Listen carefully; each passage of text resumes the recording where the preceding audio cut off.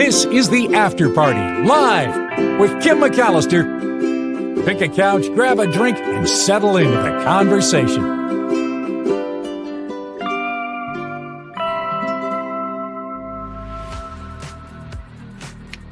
It is the After Party live on a Friday, and I'm so sorry that I wasn't here yesterday. I had big plans for a Trivia Thursday, and then the platform that we use, StreamYard, went down, and my whole show kind of went beep, crash. So thank you very much for your patience, and we'll have a great Trivia Thursday next week. And I'll even put in some kid trivia for the kids listening as well. But today I've got At the Movies with Tim Sika coming in and some great stories to share. And because the Mark Thompson show ran so late, I want to jump on over and get right in. Hey, Wes, glad to see you here. Happy Friday, Fabulous Florida to you. And yeah, Mindy talking about the robots. I have that. But before we get to robots, let's get to this story about the Tegu lizard. Remember the Tegu who was spotted in a park in, I believe, Santa Clara? Someone said, I saw this giant black and white lizard. This is not a lizard native to Santa Clara, California. And so because they can be hazardous to the habitat and the wildlife in the area, the effort was made to capture this large black and white Tegu lizard, and it has, as you can see here, been captured safely by employees at this public park that was in Joseph D. Grant County Park in Santa Clara. Maintenance and staff park workers worked together to capture this Argentinian Tegu lizard. The safe transport was arranged, and the lizard is now at the county animal shelter, where it will be held by Santa Clara County Animal Services pending adoption, should no one come forward to claim this creature. The folks at the park say they are thrilled that this Tegu was found safe and that it's on its way to maybe finding a home now, which is great. I would imagine that in order to adopt such a creature, you would really need to know what you were doing and have experience. They're largely peaceful to humans, but not to other small creatures. So I would think that you would need to understand what you were getting into. Like, you can't just go, ooh, that's a cool thing, I want that. You would probably have to demonstrate that you know something about these lizards. I'm surprised that they would offer this up for adoption. Although legal to own in California, it would seem like maybe they would take it to a sanctuary or maybe the San Francisco or Oakland Zoo. I don't know. But nope, up for adoption in Santa Clara County. Hopefully it doesn't get loose again. So the Tegu has been found. The other story I wanted to get to, well, there's two robot stories I have.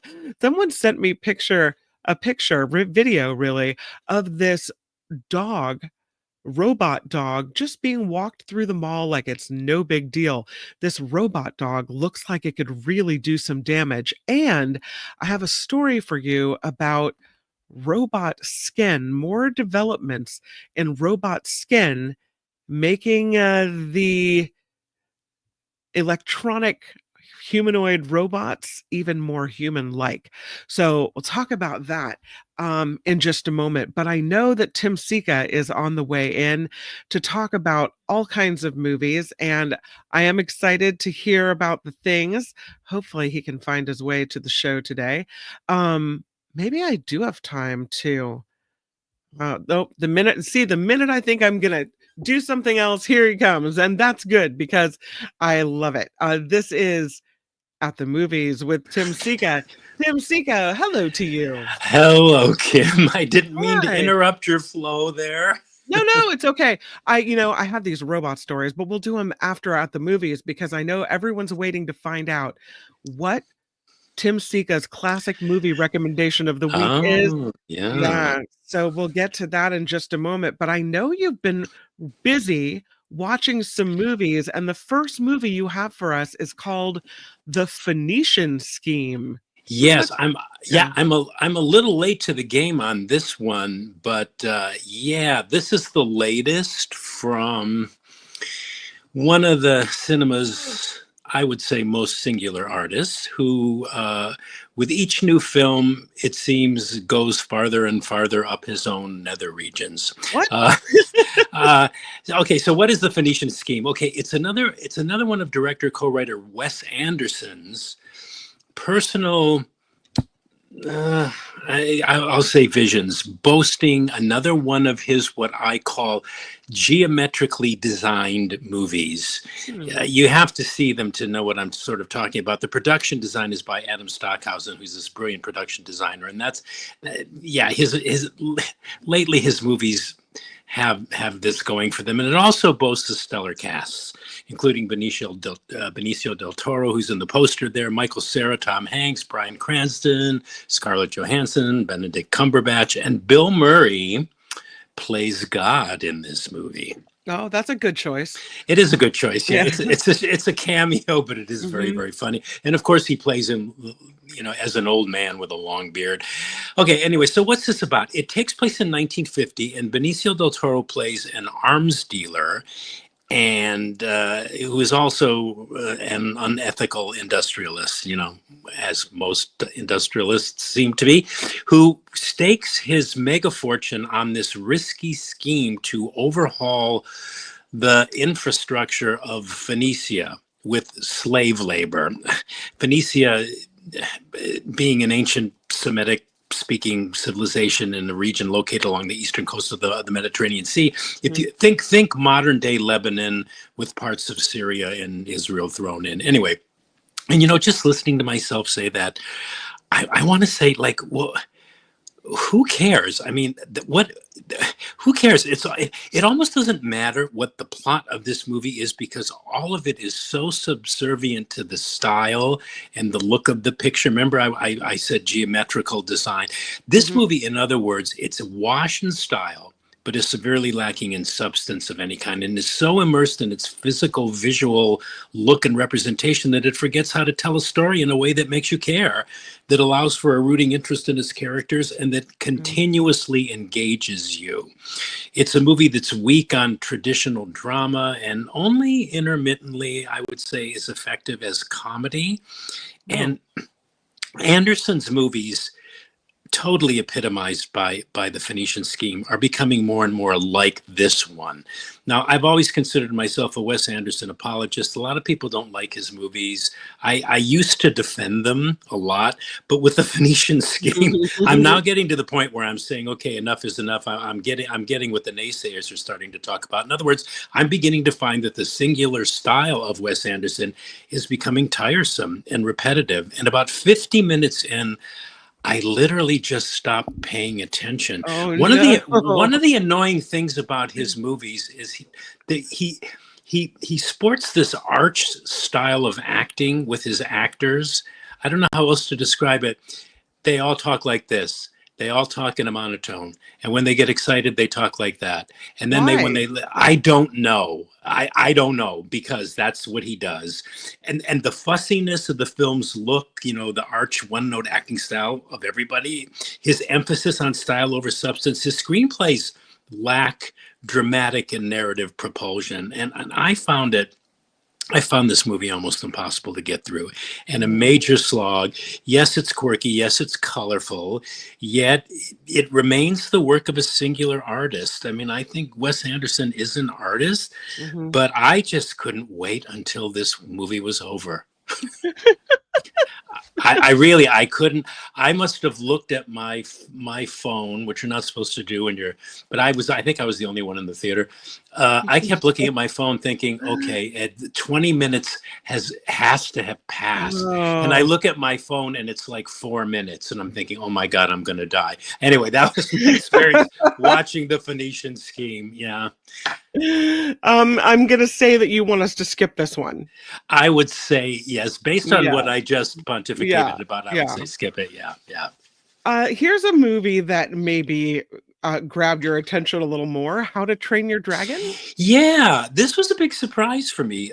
This movie, it's another one of those live action remakes of a beloved animated feature, Which which is all. historically you haven't liked very much. No, no, no, no. Which is all, and it's all that Disney seems to be doing Mm-hmm. these days, and not too successfully, I think. But anyway, but in this case, we have a live action remake of the 2010 DreamWorks animated feature of the same name, How to Train Your Dragon. Did you ever see it, Kim? The Yeah. cartoon? Mhm. Yeah, Oh, many times.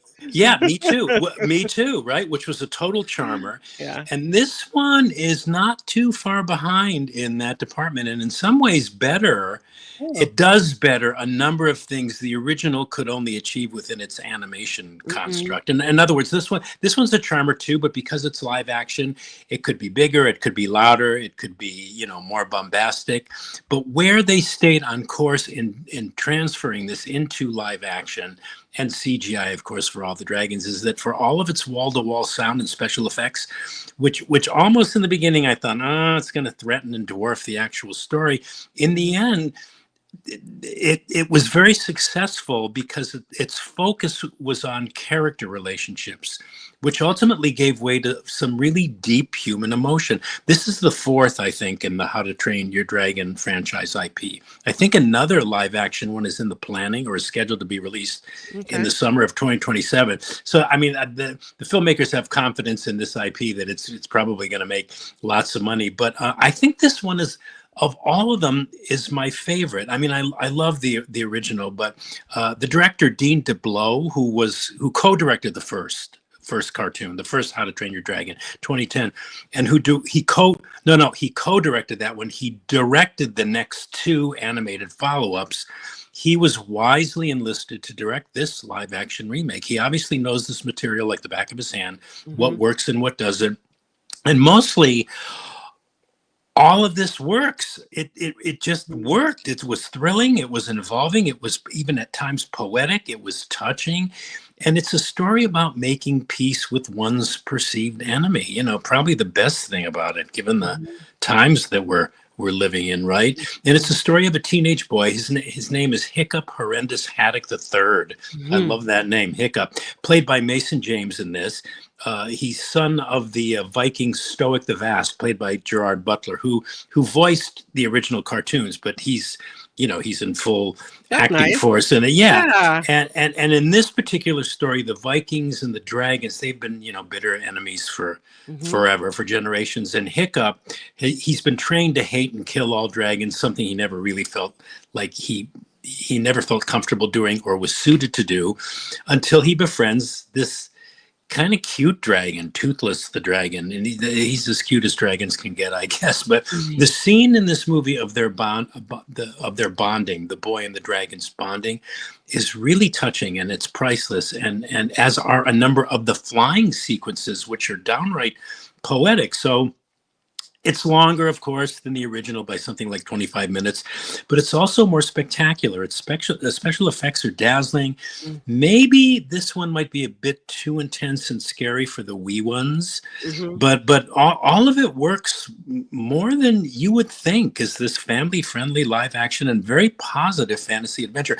I saw it at a pre-screening where a group of, I would say, maybe middle school kids attended, and based on their reaction, this is going to be another big hit for the franchise. Okay. The kids really liked it. They got all the jokes. They were with it every step of the way.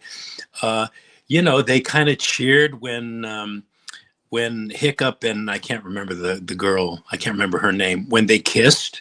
I mean, the kids really got into that. I thought they were going to go, ew, no. Yeah. But they didn't. They kind of, they went, oh boy, and applauded. It was really, really cute anyway. And in IMAX, which is, I saw this in IMAX, it's really quite the experience in IMAX. So yeah, I thought I was going to dismiss this one, but I found it really enjoyable. So I recommend it. Nice it. Surprise. But well Yeah. done. Okay. Yeah. The next one is called Materialists. Yeah, here now I'm going to wager a bet and say that this is a movie for you, Kim. Mm-hmm. Uh-huh. Yeah, you can tell by the poster, right? No, no, no. No, and actually it's one I like very much too. I want to call it a romantic comedy, but it's really more of like a seriously romantic drama. I Okay. guess the best way to describe it is that it's a serious relationship picture. Much like the director's last movie, the critically acclaimed Past Lives, which was Oscar nominated for Best Original Screenplay, the director in question here is Canadian filmmaker and playwright Celine Song. And what she's done here in Materialist, when I watch her movies, I have a difficult time trying to put words to what it is that I'm feeling when I watch her movies. This one here, Materialist, which is an odd title for this particular story.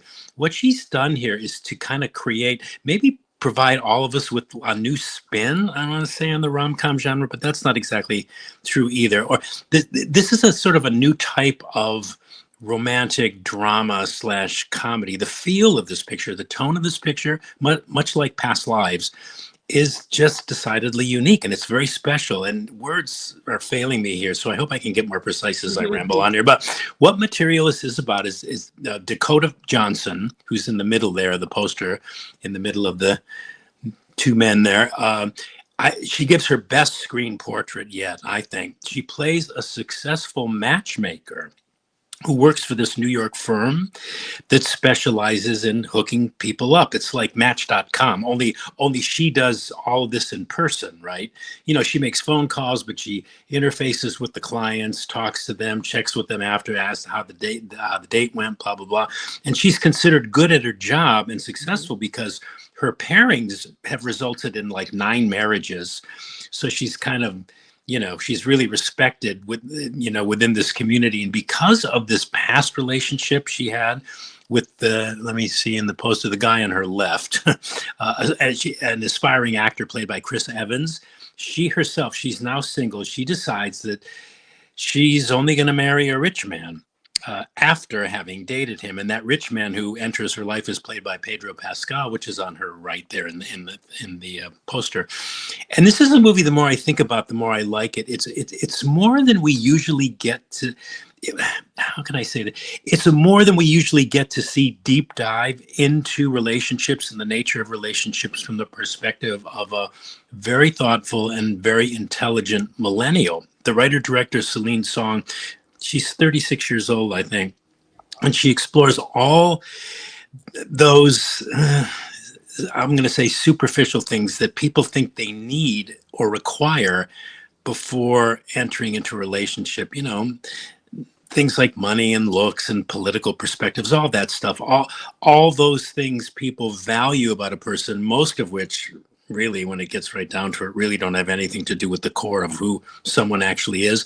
I don't agree with a lot of the conclusions the director makes. I think many of her insights and assumptions are kind of reflective of a person who has lived 36 years, as opposed to someone, you know, double that age. For example, I think she says in the movie, she says that love, for example, is easy and that dating is hard. And I went, I'm going, yeah, and I think the opposite is true. I think dating is easy and it's the love that's hard. But anyway, but there's some good, It makes no sense to me, because I know if you're from the perspective of someone who's in that slogging through the dating world and you can't find someone, and you keep going on these dates, and I can imagine that would be tough. But when you do find someone and you're in that dating mode, that's the fun part, right? Yeah. I agree. After the marriage, and I'm not saying marriage isn't fun, but it is work. You know, this is the hard part, right? That's the hard, exactly. Yeah. And I think that's where the love manifests. But see, but that's But there, here's the thing. I think there's some good observational writing here, and there's much about the movie that will inspire discussion and debate and conversation, because she does make some good points. But they're secondary to telling this kind of interesting story. And there was a purity and openness and an honesty about the acting and the writing and the direction that, much like in her previous film, Past Lives, that just made it all worth seeing. I I'm thinking about the film, which again is, Mhm. is rare with all these movies that we have to see. So yeah, I'm giving it a recommendation. Yeah, for sure. Okay, materialists. It's on the Material. list.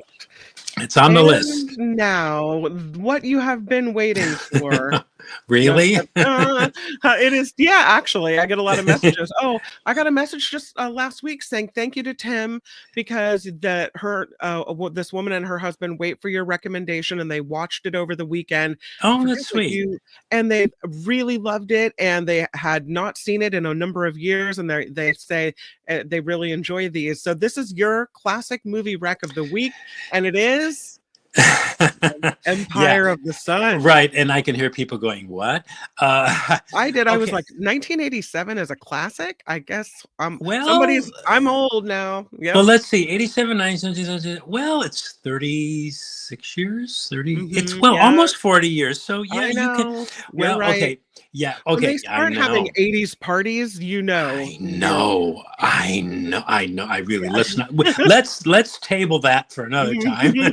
But anyway, this movie, Empire of the Sun, in my opinion, is the movie that marked the beginning of Steven Spielberg's maturity as a film director and served as a kind of an artistic basis for the great films that were to follow from him. Movies like The Color Purple and Schindler's List and Saving Private Ryan and Lincoln and Mhm. a bunch of others. It's not as this movie's not as widely seen as has not been widely as seen as the director's other movies. You said it was released in 1987. It was Mhm. because it was very different material for him at that point in his career. It's quite dark actually. And prior to this, we have Close Encounters, which is this inspirational science fiction movie, E.T., which is this, lovely movie. David Lean was originally set to direct this movie before Spielberg came on board. Originally, Spielberg was just going to produce this, but Lean said to him, you ought to do it. And, I mean, I would have taken it on if David Lean said to me to do it, but this was very different material for Spielberg to direct because it was about a young boy. Yeah, that's a nice shot in the movie. John Malkovich and Christian Bale. It's about a young boy who goes from living this very privileged life with his wealthy British family in Shanghai to becoming a prisoner of war in an internment camp that was operated by the Japanese during World War II. So it was a highly dramatic and dark motion picture. Yeah, that's a great scene. The boy is he's giving himself up so that he could be picked up and taken to a camp to where at least he'll have food. It was a highly dramatic and dark movie, although shreds of Spielberg's optimism kind of tended to emerge at times. But essentially, this was new and different material for him. But in my opinion, even though it initially failed to pass muster commercially, it didn't make a whole lot of money. In Mhm. my opinion, it's one of his greatest films and my personal favorite of all his movies. It's epic, it's emotional, it's very grand, it's sweeping, it's historical, with another great in the endless supply of great scores by John Williams. It Mhm. featured the movie debut of a young Christian Bale, who's there in the picture there, Mhm. who delivers, if not the greatest child performance in all of movies, certainly there exists none that's greater than his. I think, whatever you think of the movie, I think this is a must-see picture to just take in this astonishing performance. Bale was only 12 or 13 when he made the film. Wow. He's featured in just about every scene. The movie's 2 hours and 34 minutes. It's epic in length, and he should have won an Oscar for this performance. But because what he achieves in this movie is breathtaking and astonishing, and it's another example of Spielberg's genius in directing child actors. This boy had never, well, he went on to become an Academy Award-winning actor, but Mhm. he had never made a movie, and but he was the centerpiece of the entire film. I think it's a great film. I think it's a great adventure film. It's about the loss of innocence, I think it was, that Spielberg said at the time when he was doing press for it. And it's also just a film that I think needs to be seen by more people. I don't know why people didn't flock to see it when it opened, Mhm. because it got generally good reviews. It's a heavy movie.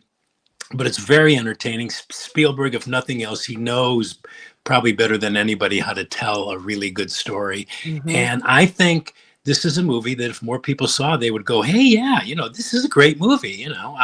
So anyway, that's my classic movie recommendation of the week.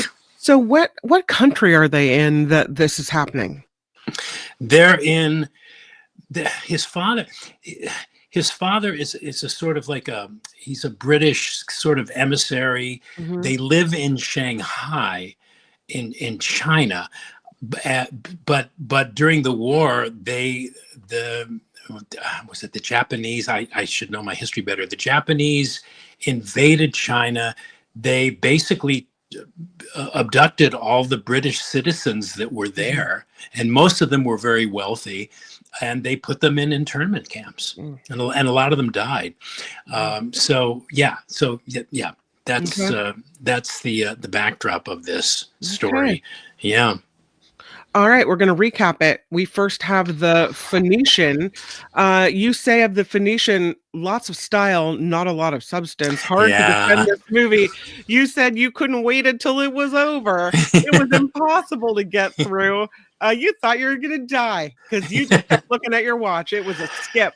Yeah. It was a Tim Sika skipperoo. No can do.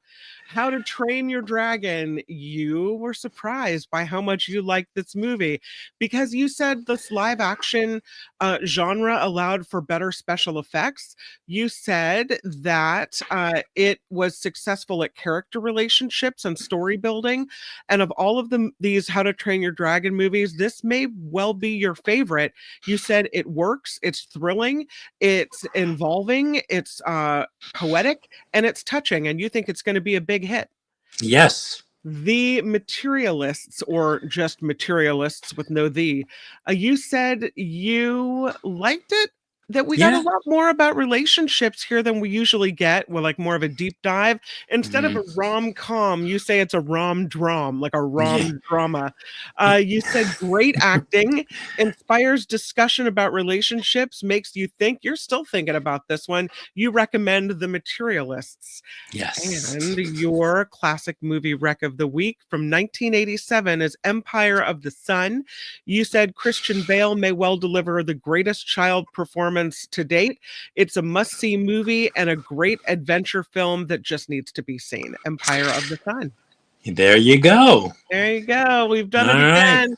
I have a Yes. comment from I have a couple comments actually, but one of them is from Heather. She said, speaking of classics, she's heard a rumor that a sequel to Spaceballs will be coming out in 2027. Yes, yeah, there's going to be a Mhm. sequel to Mel Brooks's crazy satire of Star Wars and the Star Wars movies. Yeah, I think I don't know if he's filming it right now, but yeah, one is definitely in the works. Yeah, yep, Mhm.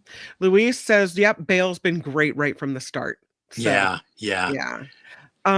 Also, Yvonne agrees with you. Spielberg has had such wonderful, varied movies. absolutely. Yeah, he's so versatile, and he's tackled pretty much. He even did. I was going to say he's done everything but a musical, but no, he recently Mhm. directed West Side Story. Yeah, the man is amazing. I mean, the man is just an amazing filmmaking genius. And Eileen says Dragon must be really good because both Sika and Snyder recommended it. So Oh yeah. you get a double recommendation. You're good. Yeah, the Sika Snyder Mhm. recommendation. The Sika Snyder double whammy. Yeah, right. Yeah, Or the Snyder Sika. Anyway, yeah. wonderful. Thank you, Okay, Kim. Tim. You are Oh, amazing. It is At the Movies with Tim Sika. Have a great one. Bye, yeah. Tim. You too. Bye, Kim. Bye. At the Movies with Tim Sika every Friday at 1:30 p.m. Pacific here on the After Party Live. We're lucky to have him. Thank you for all the comments, and let me know if you see anything, if you that he's recommended, if you agree, and we'll get your comments to Tim. I'll either forward them or we'll read them next week at the Movies with Tim Sika. All right, we're roboting it. You guys ready for this? I've got some robot stories. They've made some robot skin that really adds the whole human touch to robots. Check this out. You got a human hand and a robot hand. It feels kind of soft like human skin. They're going to make these robots look like real people.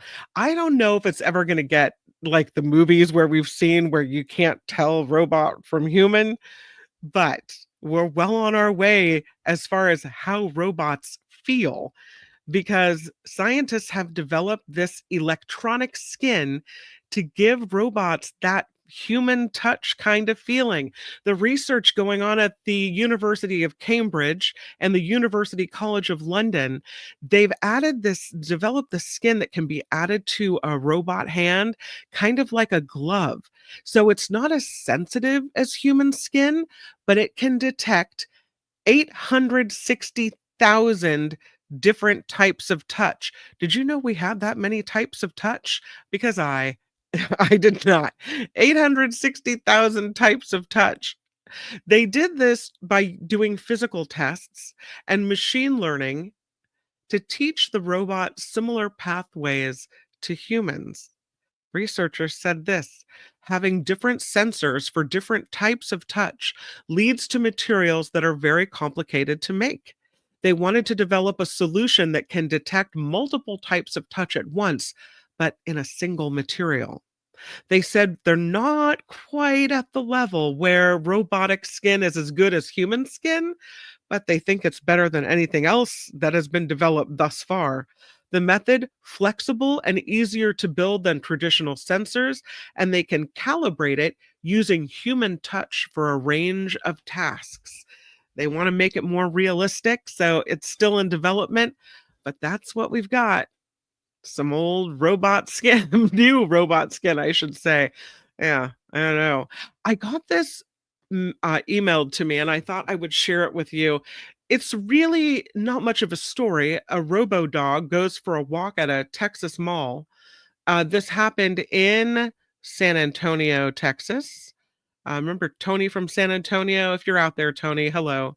But I thought it was interesting enough to show you this video. What would you do if you happened to see this happen? You're at a mall in San Antonio and someone has one of these robo dogs. Can you see that clearly? Because when I've seen the testing of these dogs, they look strong and fierce and perhaps a little bit scary. I don't necessarily know that I'm ready for a robo dog in the wild. What's it going to do? Is it going to hurt somebody? Like, does it have the capability to jump up on someone? Is it heavy? Maybe I'm overthinking it, but here goes this robo dog walking through a mall in San Antonio, Texas, like it's no big deal. I don't know. I thought it was an interesting video. So there we have robots for the day. Yeah. I'm going to say no. No to the robo dog in the mall. Mm-mm. I wonder if when these things become more and more popular, if we are going to see rules, with the little sign on a building that says no androids or no humanoid robots or no robo dogs or no whatever. Or maybe it'll just be part of our society and it'll all be okay. Uh-huh. No thanks on the robo dog. I don't know why it freaks me out so much. Calvin Wong messaged me this story. We have a Flintstone house in the Bay Area, which I think is cooler looking than this one. But this is a story about a Flintstone house for sale in Colorado. And it is built around this 200 million year old red rock. You can see it here. It's they say it's a real life Flintstones home. Okay. It's a 2-bedroom house in Larkspur, Colorado, and it's nicknamed the Rock House as it's integrated with nature. It is built around this 45-foot high section of one of Colorado's 200 million year old red rocks. And you can see in the picture here, there's a bunch of red rocks in this valley. And here's one with a house right beside it. It is being sold, or it's on the market for, $1 million. The real estate folks say it transforms nature's artistry into a one-of-a-kind architectural statement. It has walking trails, a picnic area, Milky Way views from the private hot tub. There's the private hot tub. And you got views of the Milky Way and the open sky. Nice. Yeah. And you can see views of more red rocks behind. The uh, the real estate folks say you have peace and serenity. It's a property that captivates at every turn, built directly into a soaring red rock formation and surrounded on three sides by open space. This residence, they say, offers an unmatched blend of architectural creativity and natural beauty. The dramatic rock wall isn't a backdrop, they say, it's actually the centerpiece here. And the that every space is visually, physically connected to the monolith at its core. This house, they say, was permitted and built to last using spray polyfoam, epoxy, and acrylic caulking to create a weatherproof, enduring bond. The inside of the home's design mirrors the drama of the setting. It's got a floating staircase with custom iron railings on every level, exposed beam ceilings, warm wood finishes, thoughtfully placed windows, they say, highlighting the natural light and the views. I would say it's a little strange that it's built like next to the rock. This, though, with those cool red rocks in the background and the valley, I'm down with the hot tub. Maybe just as an Airbnb. I don't know. $1 million to live in the red rock. All right. I don't know if you've heard about this phenomenon. This is I'm going to say it right. This is a Labubu doll. Labubu. Labubu. Labubu. This one is life-sized, kind of. You can compare it to the people walking by. And this Labubu thing is taking over in some countries.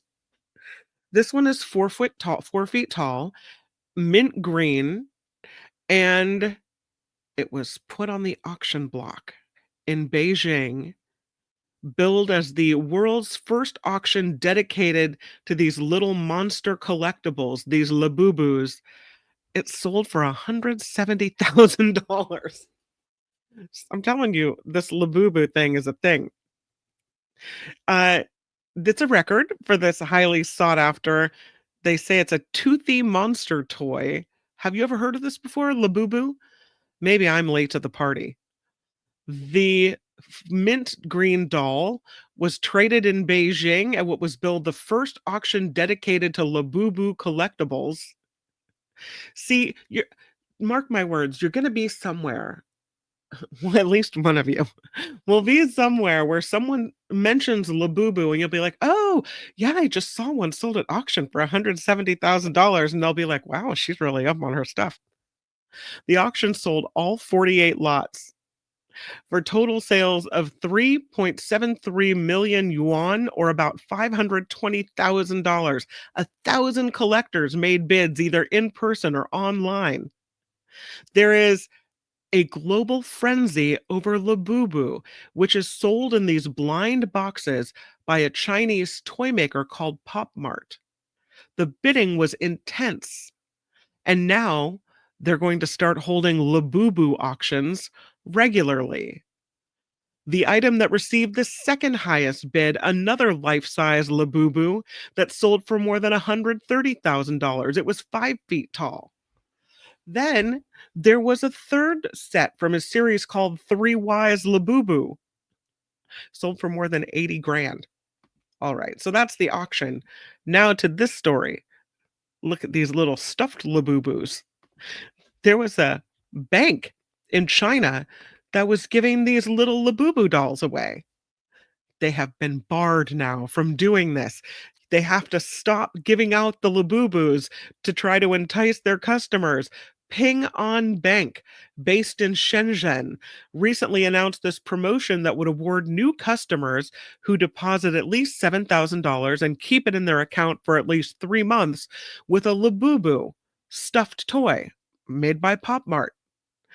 But now the National Financial Regulatory Administration in China is barring the bank from offering these free toys and other non banking related perks.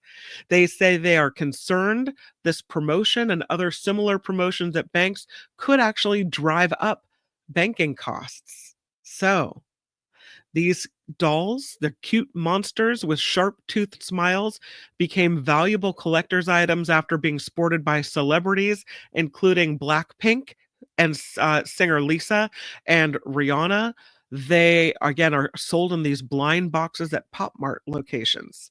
So, no can do, no labubus at the bank in China. I have a warning, big warning about Jolly Ranchers. I didn't think Jolly Ranchers were a problem, but in the UK, problem. They're warning in the UK that Jolly Rancher products are unsafe to eat. British consumers and businesses are being warned against buying sweets from US brand Hershey as they are unsafe to eat. This, according to the Food Standards Agency in the UK.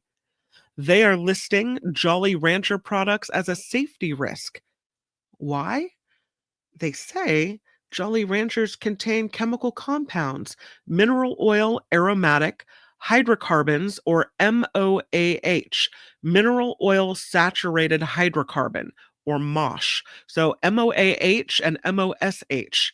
MOAH, they say, can cause damage to our DNA, and it has the potential to increase the risk of cancer, especially if you're constantly popping Jolly Ranchers in your mouth, high quantities over a prolonged period of time.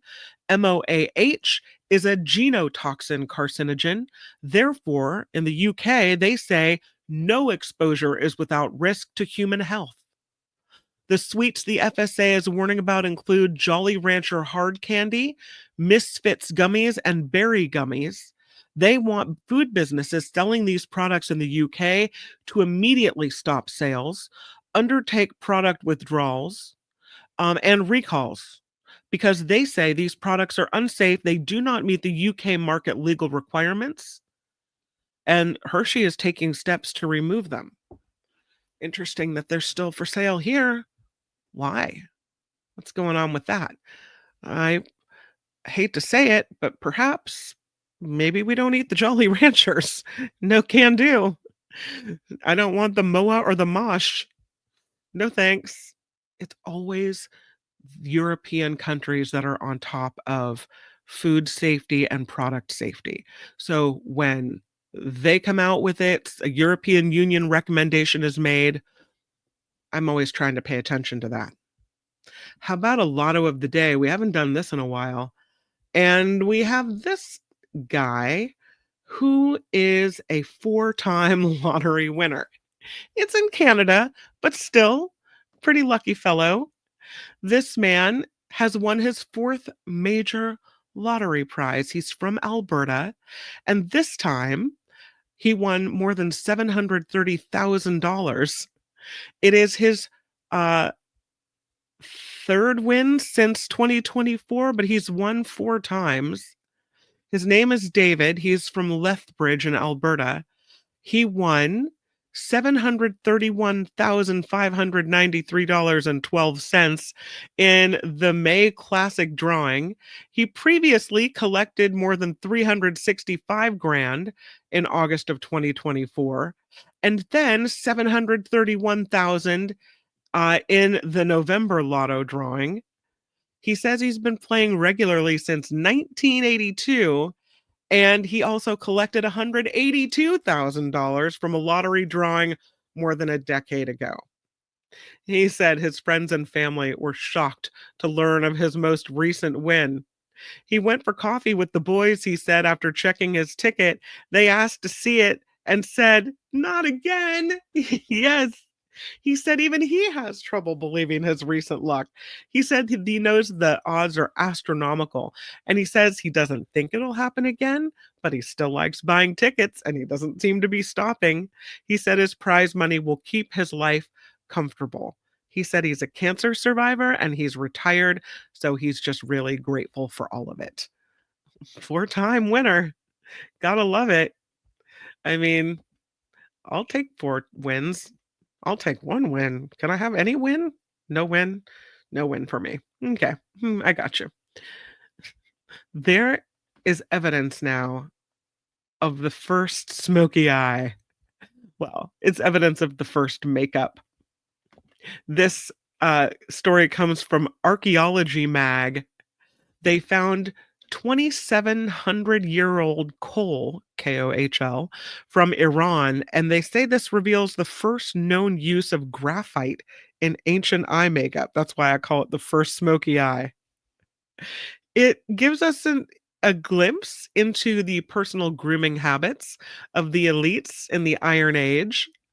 They analyzed this sample of coal, which is a traditional eye makeup, used throughout the ancient Middle East from an Iron Age burial site in Iran's Kurdistan province. This cemetery dates back to the 9th and 7th centuries BCE. It was on the eastern edge of the Assyrian Empire, and artifacts there have been linked to high-status members of society, weapons, jewelry, horse equipment, and yes, personal grooming items like this. And among some of the items found at this cemetery, a ceramic container with a powdery black substance that drew some interest. Scientists used advanced lab techniques to look at its contents, trying to uncover the materials used in this ancient cosmetic.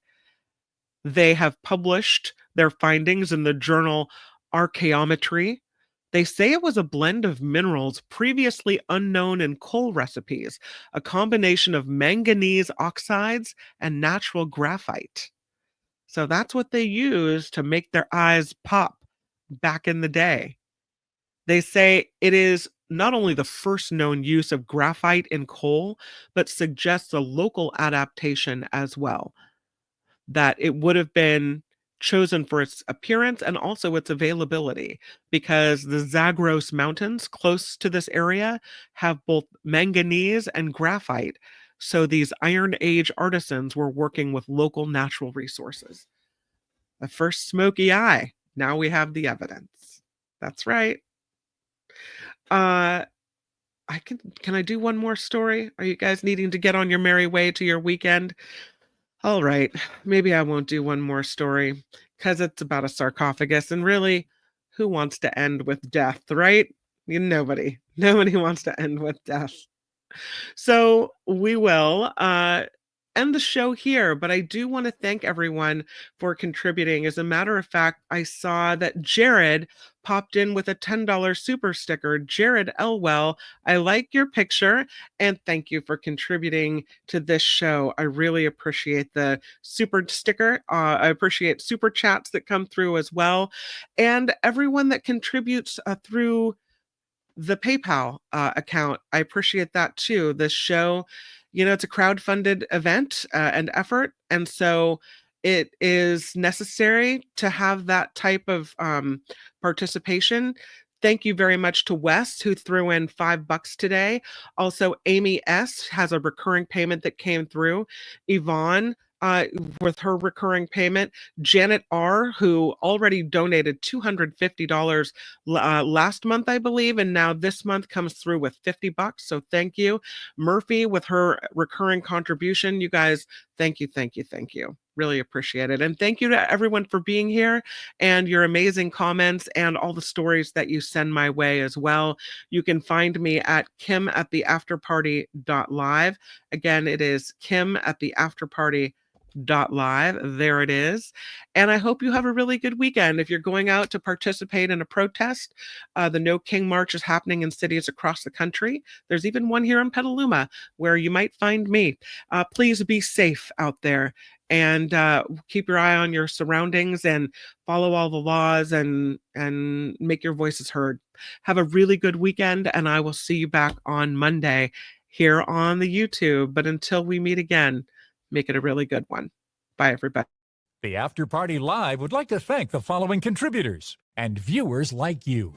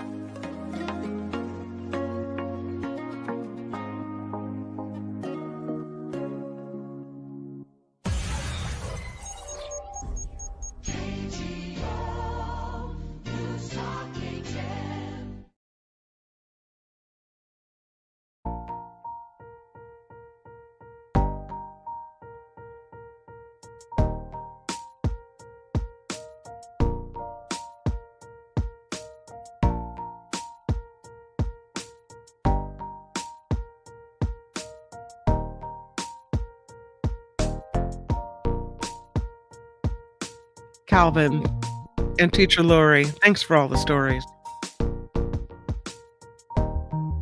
And also Yvonne.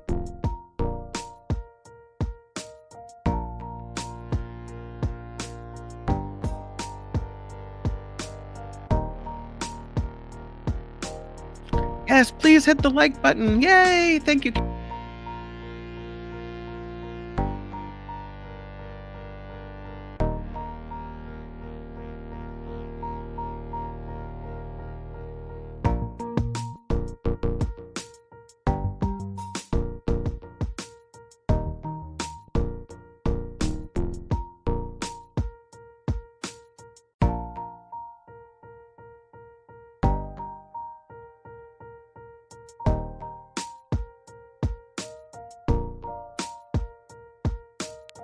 Good luck with the job search, Heather.